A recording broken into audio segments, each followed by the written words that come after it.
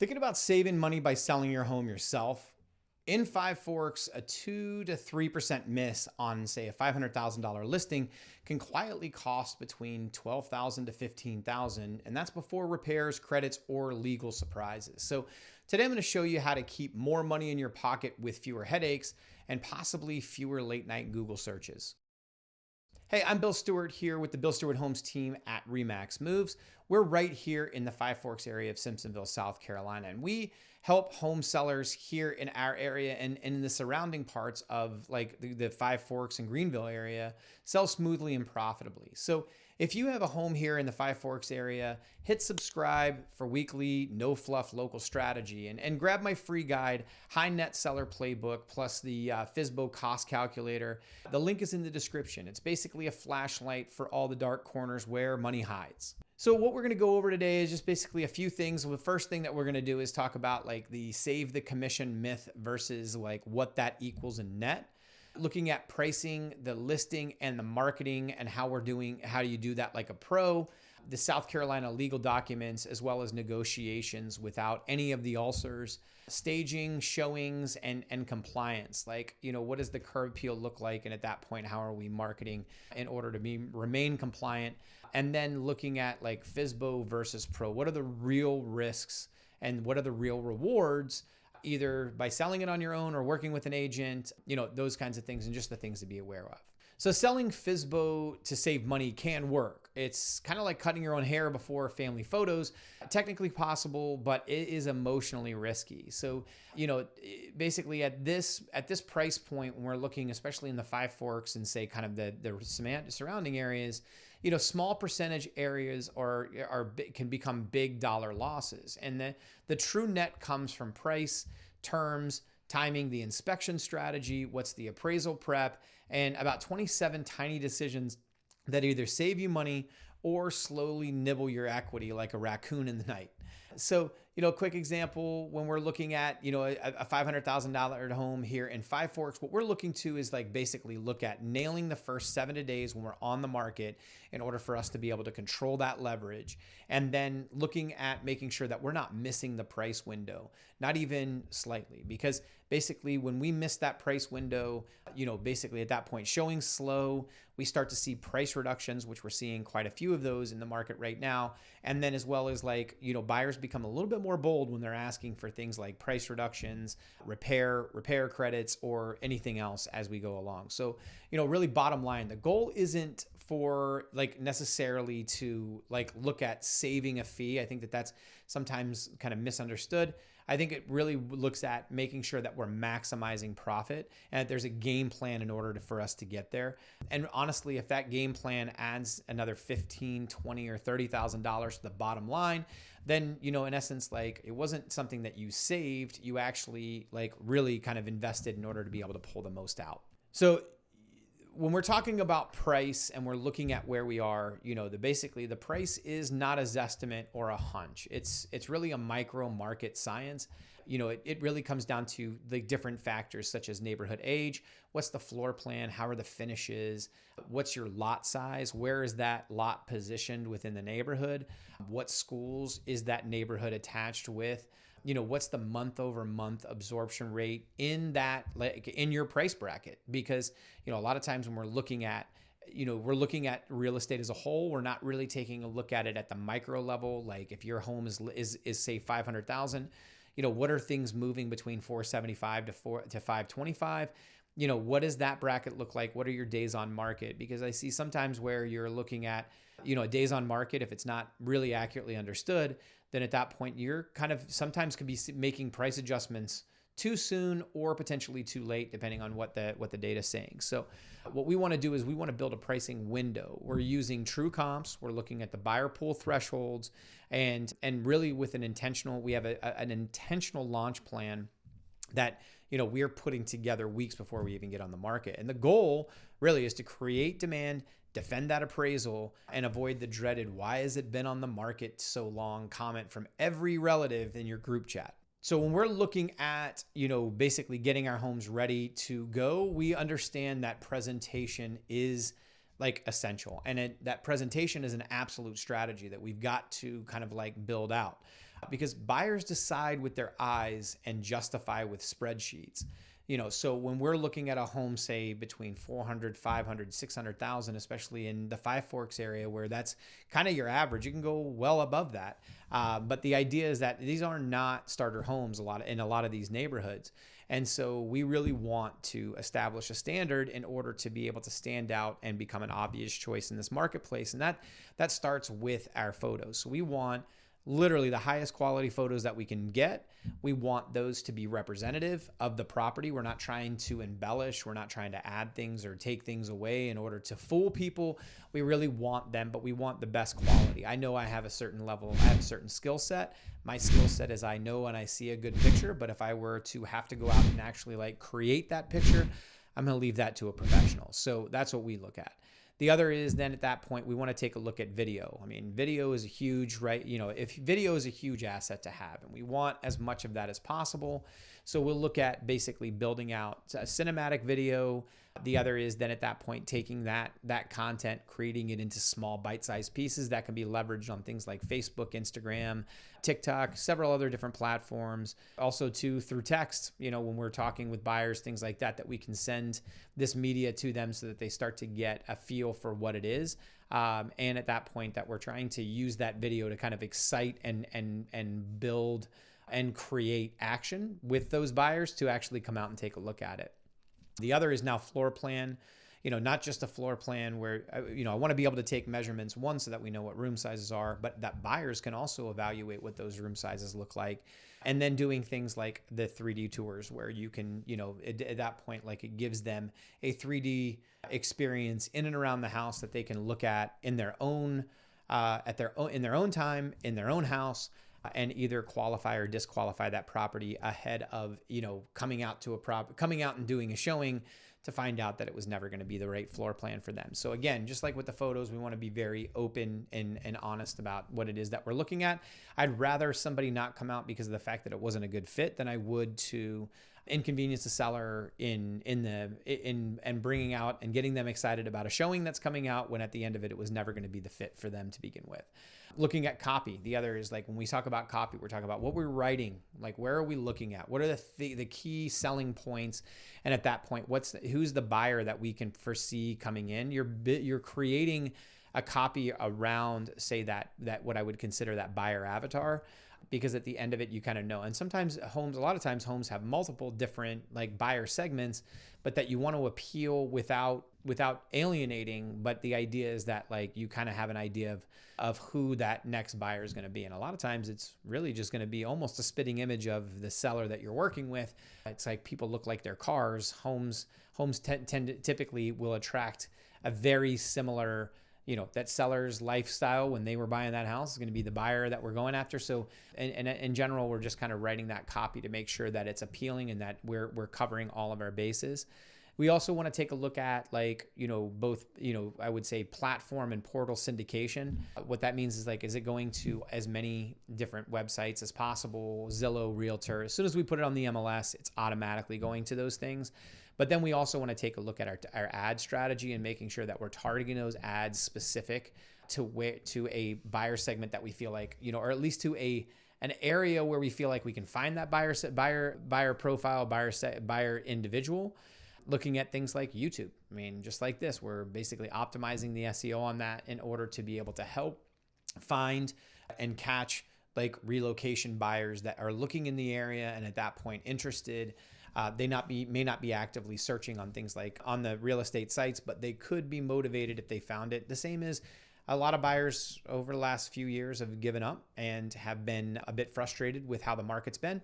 It's not that they're not willing to do something. They just may not have actually pulled the trigger because they weren't finding what they were looking for. And so we also want to appeal to them as well. And then the other is taking a look at our agent to agent network. Right now, basically outreach with agents is huge. We can see agents where they're showing and what they're doing and the price points that they're doing. So we want to make sure that we're serving it up and making it easy for them, because quite honestly, buyers agents are constantly, they're a lot of times they're very busy. So it's not that they're not aware of what's going on in the market, but they may not see every single listing. So we want to make sure that we're bringing that out to them. Okay. So Buyers, they'll scroll fast. So what we want to do is we want to make them stop, look, and really book a showing. It's not complicated. It's just, it's basically, but it's necessary if you want to stand out. So we have basically what I would consider your 7-day launch checklist. So these are things that we're talking with buyers about, or sellers about, as we're getting the house ready to go, ahead of photos and things like that. So really, like, what we want to do is we want to think of launch week like a mini product release.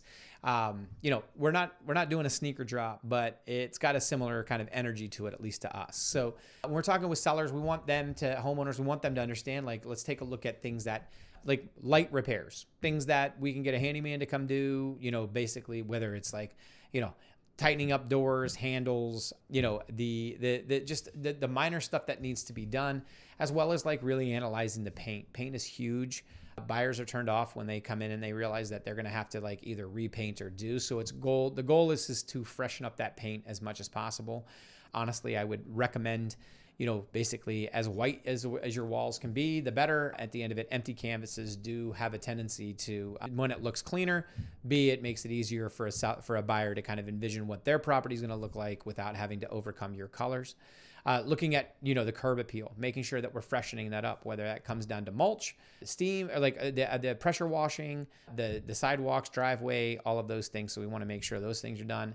We're looking at staging tweaks. We're looking at what our media, our copy, our media, like what's going to happen in terms of, from a social media, print media, all of those different things that we've got those things buttoned up.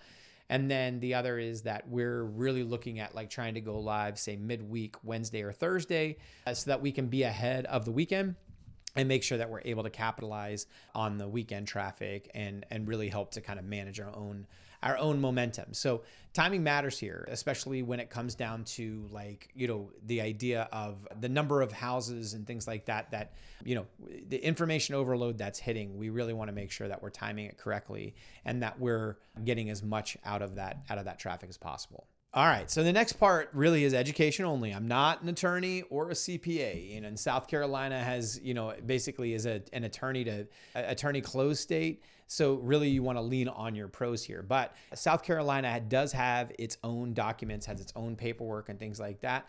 And so like a lot of times, like we're as agents, we deal with this on a daily basis. We're kind of used to it. But from a home seller perspective, especially if you're doing it on your own and you're not used to this is where sometimes it can get tricky and things can be in there if you're not firmly aware of how these documents go. So, really, if you get this part wrong, you are going to remember this forever. You get it right, and closing day feels like really like a vacation, like with pens. So when we're looking at things like there's agency and contract. So, basically the understanding of where you sit, whether you're a customer or client in any transaction, or if you're representing yourself, the idea that like, there might be another agent involved and they may seem really nice, but typically they're not going to be representing you. They're representing their client, whether it's, in the buy side. And so at that point, understanding, what you may be open and want to be honest with things, but the other is like understanding that information a lot of times can be used as leverage if it's not done right. That doesn't mean you're lying or holding back, but it's just understanding who the parties are in there. The other is basically taking a look at your purchase agreement, so the sales contract, and looking at things like what is the due diligence period, what is the termination fee within due diligence, what's the scope of their due diligence, and then at that point, understanding that after due diligence there might be repair procedures, and that at that point, what does that look like? When is that brought to your attention? What kind of timing and things like that.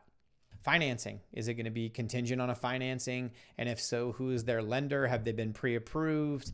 And the timelines that they need to report back. The buyer needs to update the seller in terms of when they've got their approval, if they make any changes to their lender and those kinds of things. Is it contingent on appraisal? Would that bank be doing an appraisal? And if it's contingent, then at that point, that's a secondary check. So you've basically got to sell the house, 3 times, 4 times almost. First is going to be in the initial offer. Second is going to be after your due diligence period in terms of like your overall like whole home inspection. Your next is going to be basically your appraisal. Does the bank see it as where it is? So it's got to sell a 3rd time. And the 4th, if they're asking for what's considered a CL 100, which is basically your wood infestation and termite report. has that cleared out? And at that point, like, will they need a clear CL 100 at close? There's a lot of times where I run into sellers who are misunderstanding that the repair request and the CL 100 are not the same thing. They're not all, it's two different inspections, and both, even though it is like, it's an additional due diligence period, a due diligence request, I would say. It's its own item in the contract.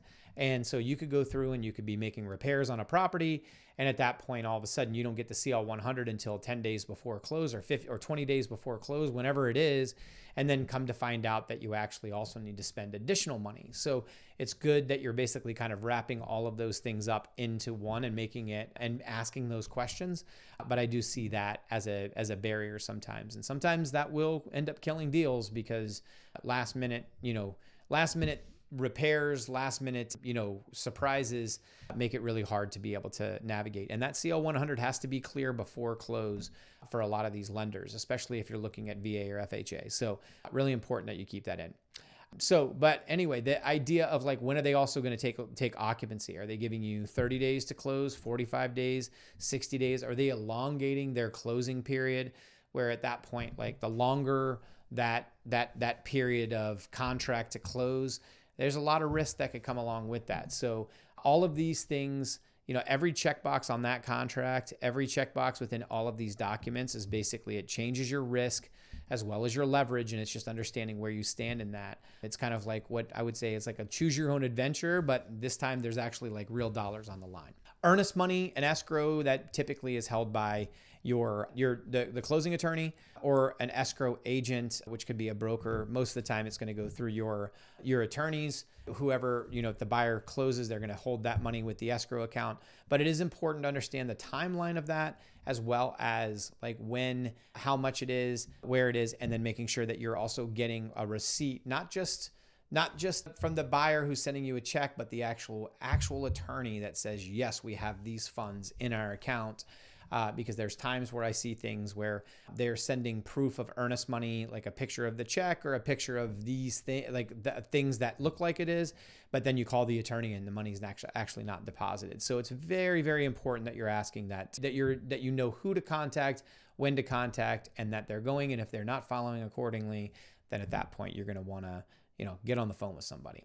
Looking at things like disclosures, your property condition disclosure, your lead-based paint disclosure, HOA documents, your covenants and restrictions, any sort of fees that are associated with that, making sure that you've got that. The property condition disclosure is really important, in my opinion, in that it is very important. But in my opinion, why it's important is because anything that's disclosed in that property disclosure, in my opinion, is basically kind of a non-negotiable, especially when it comes down to if you've priced something, say your roof is 20 years old and you've priced the home accordingly, knowing that it's kind of on its final third of life and that there might have to be something. The idea that a buyer could come back after the fact and say, well, we need this done. We're going to need a credit because the roof is going to be too old, or these kinds of things. Like, my opinion, we've already disclosed that. Not to say that we won't, that I have not, we have not offered things, or clients have not offered things, but in general, it's, if you know that that's the case, you've known that before you put your offer in, depending on the situations at that point. Like, in my opinion, it's kind of like we've got the free pass to not have to worry about doing those things. What you need to be aware of too, your CL 100, when we talked about inspections, your inspections, there's going to be a lot. You've got a general home inspection, you've got your HVAC, you've got your plumbing, you've got your electric, you've got a roof inspector. There could be a sewer or septic, scoping and inspection of those things, radon, as well as the CL 100 that we talked about, which is your wood infestation and termite report. There's a lot of different inspections, and within that due diligence period, they can come back and re-inspect wherever they need to, as long as they're doing it within that due diligence period. And so if they don't like something, they could have somebody else come in. It could be a foundation specialist if there's cracks in the foundation somewhere. The idea that it's noted on the whole home inspection, and now all of a sudden they're getting a licensed contractor to come back out and do a second look prior to, basically signing off or ahead of any sort of repair request that they're putting in. So I would just tell you, it feels like a complete physical, when within the home, it can be very stressful. At the end of it, I've rarely seen a whole home inspection where it's not at least 70 or 80 pages big. No matter how good the house is, a lot of times there's going to be things that pop up, and it's going to be, a lot of them are going to be minor, and it may not be a problem with the buyer, but in general, it's making sure that you've got that. So understanding kind of like how the overall house is ahead of going to market is really important, but just be prepared. At the end of it,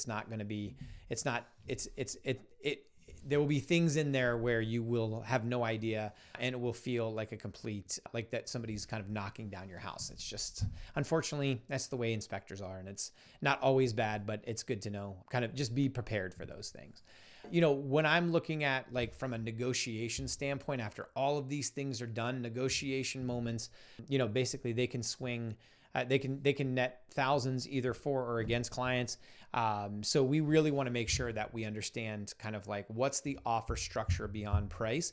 So when we're preparing our clients to go to market, we want to talk about due diligence and what that's going to look like in terms of potential repair requests. And we're typing that into our overall net sheet so that they understand, our goal is to not have to pay any of this, but I want you to be prepared for worst case scenario and make sure that that's going to work for you in the net. Because at the end of it, if you've got a price in your head and you think we got the offer, everything's good, but then we turn out that it's actually, they're asking for another $5,000 or the repairs are going to be $5,000 or $6,000. I don't want that to be a surprise for my clients. So we want to make sure we've got that. We also want to really understand what's the timelines for these kinds of things. How is that going to work? How fast can we get these things done? And at that point, making sure that we're all kind of on the same page in regards to what that is. Looking at making sure that we all are aware and understanding of any sort of appraisal language that would come back that we need to keep them going and those things. So the other is when we get repairs, are we going to do repairs? Are we going to do credits? What's the buyer comfortable with? What's the seller comfortable with? We want to be able to offer a realistic repair credit if we're going to offer a credit. So that doesn't mean we're not going to get quotes or anything else like that. But if there's work that needs to be done as a seller is moving out, a lot of times if we can find a reasonable way, a reasonable credit amount that we can offer, as well as invoices and individuals that can actually do the work, after close, it makes it easier. It's more convenient for the seller. It's better for the buyer because now at that point, they can kind of, if they want to use our vendors, great. If not, if they want to pick somebody else, they potentially could do it for less. But the idea is that we're able to win through credit a lot of times versus, trying to scramble and get, 10 different things done, whether they're big or small. The idea is that it's another added stress when you're trying to get out of a house. And then looking at appraisal gaps. Is there going to be an appraisal gap? Hopefully we've done our job correctly. Our goal is to make sure that we price the house correct so that we're not worried about appraisal gaps, because that's very disappointing. I've worked on a couple of deals where that was the case, or that the appraisal came back with a gap and we had to fight and figure out, we had to push back with the appraiser in terms of what did they use? How did they go?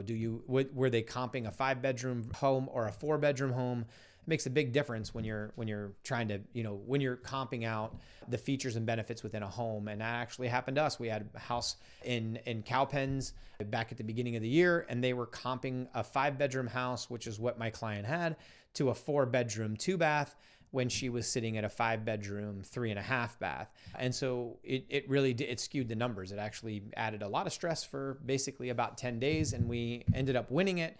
But it just boiled down to that she did not walk into potentially one of the rooms, it seems like, because it was pretty clear that it was a 5-bedroom. But anyway, when you're looking at going solo, what that means is that you're quarterbacking all your documents, dates, and your responses. So, and you miss one deadline or you don't get one document back, it could be the difference between, basically closing the deal, or at that point having the deal fall apart, or even worse, the deal goes through, but you actually ended up losing even more money. So it's important that you're aware of those things. So when we're looking at, working with our clients, what we know is that buyers react to light, space, and calm. And that's what we're aiming for at all times when we're getting homes ready to go. So when we're looking at staging, how are we staging for showings? And then at that point, are we promoting and are we showing a house in its current form? We're not trying to fool anybody. So we want to make sure that we're looking at homes that it's light, bright, uncluttered, as much the more neutral the wall is going to be. In fact, I would recommend just white. If you've got just white works out really well because nobody can argue that at that point. And if they want to change it, they can.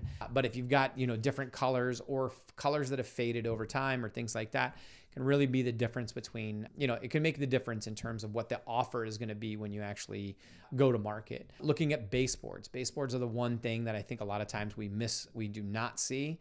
And it's when you start moving furniture around and all of a sudden you've got, they've dinged over time. You live there every day. It's like watching your kids growing up. I live with my kids every day. It comes back down to taking a look at a photo 6 months ago before I can really see the difference. It's the same thing with baseboards. Baseboards are critical. So making sure that those things are crisp. If you're going to repaint walls, you might as well get the baseboards. Looking at knobs, pulls, from like handle pulls within the kitchen, bathrooms, those kinds of things.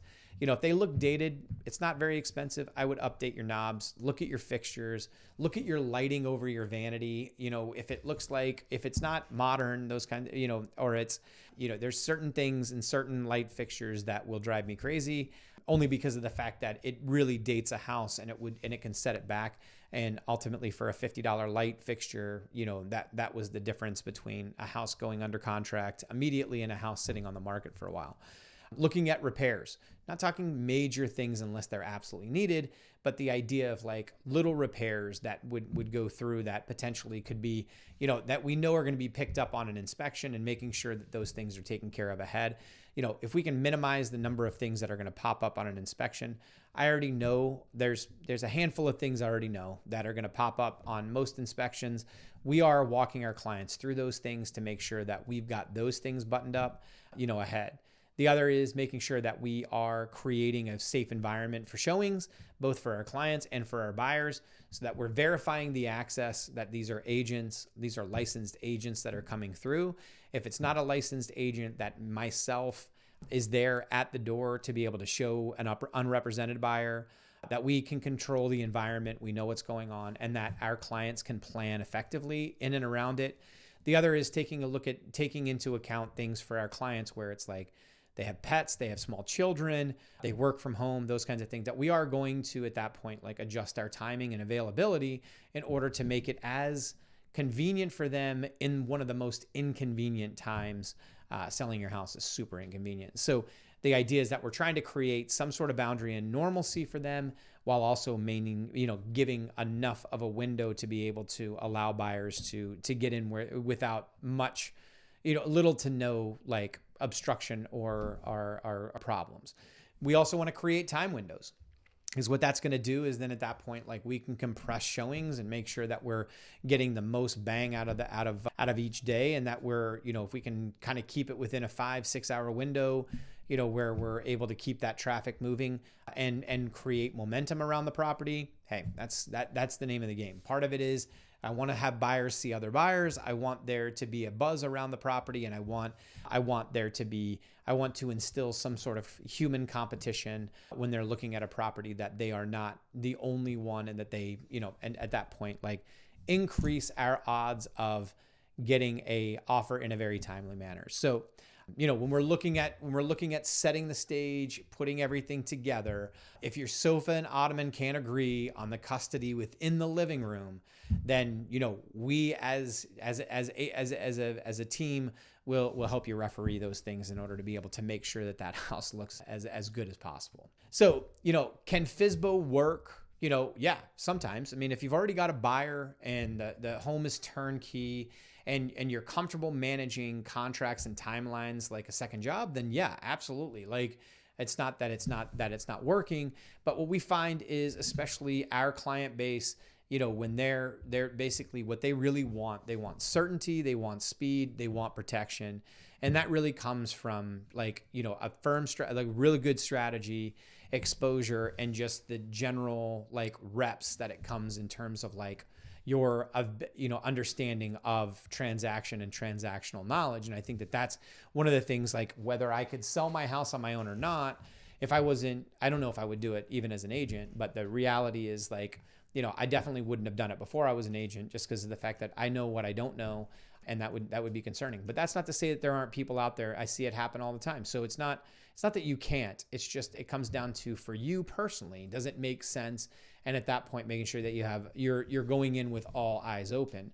So, but if you are interviewing agents, I think what it's important to do is what do they have a written launch plan? What is they're going to be doing in terms of, like, from a media perspective, whether that's digital, print, like from a social perspective, all of those different things. Like, what is their marketing plan, and what is their launch plan? So leading up to, into, and out. The other would be, let's take a look at the net sheet scenario. As you're going through all of these different things, making sure that you're understanding not just about what that home is going to be listed for, but that you're also taking a look at what you're going to be actually netting in the bottom line after all your fees, and on a variety of different, in a variety of different scenarios. Whether that's, I like to do price ranges, and I like to have a comfortable range, over, depending on what the price point of that house is going to be, and making sure that we're all aware of the high side, low side. Are we comfortable in all of these scenarios? Obviously, we would have everybody wants the most that they're going to get, but the idea that, like, is this comfortable financially, making sure that we're all on the same page there.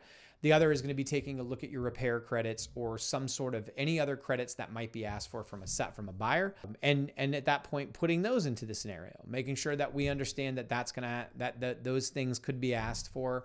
I like to have a budget, basically try to keep it within a certain, like, whether it's 5,000, 8,000, whatever, depends on the price of the house.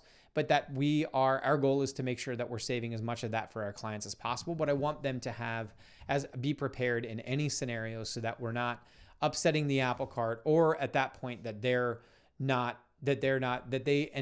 we could create conflict in a situation that could have been easily avoided if we just would have had a better conversation from the get-go. And then taking a look at different scenarios of, do we want to offer a credit? Do we offer a closing credit to help appeal to more buyers? Do we offer some sort of, instead of offering a closing credit, do we look at, how does that look if we were to do a rate buy down for a buyer?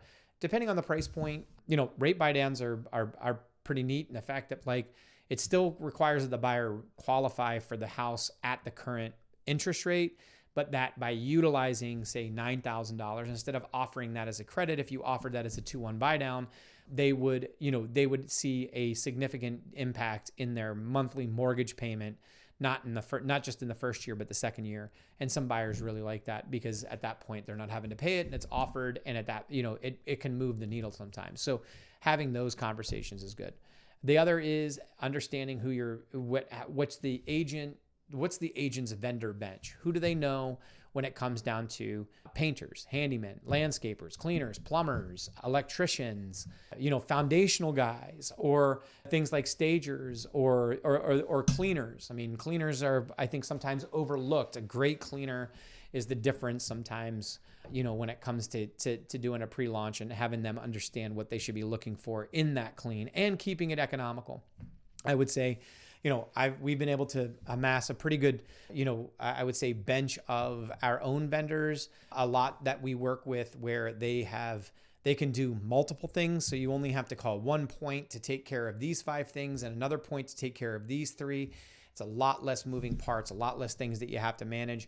And because of that relationship, their time, their availability, their time, their speed, they're doing a great work, and they're also doing it quickly, because of the fact that we've built such a professional relationship, and they understand kind of what we're looking to accomplish. So having that, I think, sometimes is overlooked, because those things, repairs can become very, very costly. And when somebody's asking for a $10,000 credit as opposed to the repairs, and you could get what they're asking for done for, say, $4,000, at the net differential between that is huge for our clients. And so that's what I would say is probably one of the most important things, is asking that. And then the last is going to be, what's the communication cadence? Like, what is your seller going to expect on a weekly basis from their agent in terms of communication. And it's what's within that communication as well. What are they going to be offering? What are they going to be providing? What insight are they going to be offering you if the home doesn't sell within that first 3 weeks? And how are they going to adjust and tack, and making sure that your agent's going to be honest with you? Because I think a lot of times in this business, I see agents telling their clients what they feel they want to hear versus what they know they need to hear. And I don't think that does anybody any good, either the agent or the client, if at the end of the day, like, it's not going to get them what they're looking for, even if that means by telling them something that you lose the listing at that moment. I'd rather lose a listing on honesty and having it not be the right time for my client than I would overpromise and underdeliver them. So, basically it's kind of like, when you're getting your taxes done, you can, if you've got a complex tax record, you could go through and do it again and then all of a sudden be called on an audit and then have to go back and hire somebody like a CPA to actually like do it for you. In my opinion, if you're unsure about these things, hiring an agent and making sure that you have the right agent is the difference of basically what that's going to work in terms of getting the job done right the first time. So what it's like working with us here, like if we're working with clients that are over, like really any client, but especially like in the Five Forks area, you see homes that are typically hovering in the high fours. So when we start working into that, what we want to make sure is that we have a tailored response for our clients and making sure that that's going. So when we're, especially because of the fact that this is my neighborhood. So I want to make sure that we're doing the right thing and that we're setting our clients up for success. So what that looks like first is basically scheduling a 15-minute meeting it's a phone call, and it basically walks through and just kind of gets an idea of what our clients are looking for. What's the goal? What are they looking to accomplish? When are they looking to accomplish those things by? Because time has a tremendous, impact in terms of like what your overall strategy is going to look like, and making sure that you're doing things to be mindful of that. The next would be like looking at like an in-home strategy session. What we want to do is walk through, take a look at the house to begin with, get an idea of like the overall condition on the inside. I can do a Zestimate, I can do all of these different things just like everybody else. But the reality is like, none of those estimating tools know what's going on the inside of the house. Knowing the things, walking through the house, understanding what the floor plan is going to look like, seeing little odds and ends like those micro fixes that need to be done, and kind of mentally noting that to start putting together what your actual like strategy is going to be. And then at that point, really looking at what that micro market analysis is to then at that point advise kind of what is our price range going to look like. The next then is that we're basically going to put together our 7-day pre-launch strategy, which is building out any repair punch list. Is there any staging that needs to be done within the house? Getting a cleaner out to make sure that we've got the house like spick and span on the inside. Then at that point, like getting our photos put together, all of the media that's going to be needed in order to be able to like actually like promote and market the property, that we've got all of those things in order. Postcards are ordered, flyers, whatever it is that we need to have done, that those things are all put together. And then what we're going to look at is like, what's the launch and traffic plan? What day of the week are we going to go live? What should that seller expect once we go live? And making sure that we're all kind of aligned and as where we are, that we're looking at our showing schedule. Can we stack our showings? Can we do a bunch of different things? What's the agent network? Are we calling agents? How are we getting that property in front of agents so that we can build a buzz and momentum around the property? And then the same is making sure that from a social and digital aspect, that these video and print ad strategies, that we are targeting them to what we consider the most optimal when it comes down to audience and the potential buyer segments that we're looking for, and that those things are all ready to go prior to our launch. And then, like really looking at, the idea of like being prepared then at that point from, to negotiate on behalf of our sellers as we go. Our goal is to basically hold and maintain that leverage in the marketplace all the way through the transaction. And so making sure that we have this plan put together is critical.